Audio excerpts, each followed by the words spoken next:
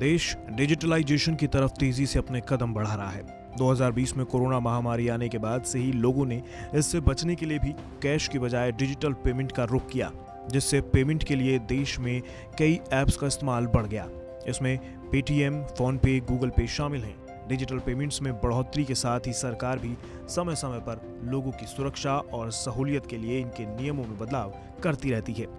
अब ऐसा ही एक circular reserve bank of India यानी आरबीआई ने जारी किया है, जिसके मुताबिक वित्तीय वर्ष 2022-23 के लिए पेटीएम, फोन पे, गूगल पे और मोबीक्विक जैसे सभी लाइसेंस प्राप्त प्रीपेड पेमेंट इंस्ट्रूमेंट्स यानी पीपीआई को इंटरऑपरेबल बनाना होगा। इन सभी कंपनियों को ग्राहकों को एक ई वॉलेट से दूसरी कंपनी के ई वॉलेट में पैसे ट्रांसफर करने की सुविधा देनी होगी।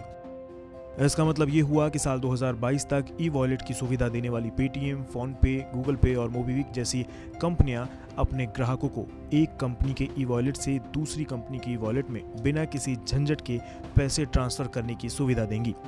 इसके लिए आरबीआई ने कंपनियों से जरूरी तकनीकी बदलाव करने के लिए कहा है। साथ ही आरबीआई का कहना है कि ई वॉलेट कंपनियां यूपीआई के जरिए भी इंटरऑपरेबिलिटी यानी एक प्लेटफॉर्म से दूसरे प्लेटफॉर्म पर ट्रांसफर की सुविधा दे सकती हैं। वहीं कार्ड बेस्ड पीपीआई जैसे ITZ cash, Sodexo card network interoperability के माध्यम से इसे पूरा कर सकती हैं। इसके साथ ही गिफ्ट पीपीआई जारी करने वाली कंपनियों के लिए आरबीआई ने इंटरऑपरेबिलिटी को ऑप्शन रखा है, जबकि रिजर्व बैंक ने इंटरऑपरेबिलिटी के नियम से मास ट्रांजिट सिस्टम में इस्तेमाल होने वाली पीपीआई MTS को छूट दी है। बता दें कि पीपीआई MTS में बसों में इस्तेमाल होने वाले कार्ड और मेट्रो में इस्तेमाल होने वाले कार्ड आते हैं। हालांकि देश में कुछ पीपीआई MTS पहले से ही इंटरऑपरेबिलिटी की सुविधा देते हैं, जैसे कि दिल्ली मेट्रो का मेट्रो कार्ड गुरुग्राम की रैपिड मेट्रो में भी काम करता है।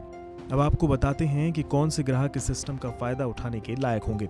पीपीआई में इंटरऑपरेबिलिटी की सुविधा का फायदा सिर्फ वही ग्राहक उठा सकेंगे जो सभी KYC नियमों का पालन करेंगे, यानी कि अगर आपका KYC पूरा है तभी आप इस सुविधा का फायदा उठाने के योग्य होंगे। वहीं जो कंपनी इंटरऑपरेबिलिटी की सर्विस को शुरू करेंगी, उन्हें इससे जुड़ी शिकायतों के लिए भी एक प्रोसेस बनाना होगा। ये शिकायतें लोकपाल नियमों के दायरे में आएंगी। बता दें कि अभी तक देश में ग्राहक एक ऐप से दूसरे ऐप के ई वॉलेट में पैसे ट्रांसफर नहीं कर सकते हैं।